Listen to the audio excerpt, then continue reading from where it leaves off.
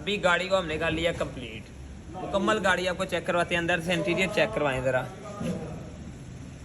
ये जी इंटीरियर इसका बिल्कुल फ्रेश लुक हो गया है। बाहर से गाड़ी की लुकिंग ज़रा लुक चेक करवाएं ज़रा बाहर से।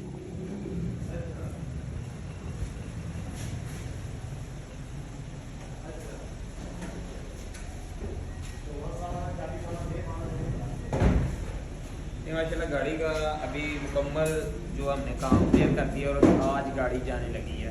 तो 1.5 से 2 हफ्ते लगे इस गाड़ी को। माशाल्लाह अभी गाड़ी क्लियर हो गया। शिव ऑटो केयर की इलेक्शन कार से बिना वाला रोड ना चौक।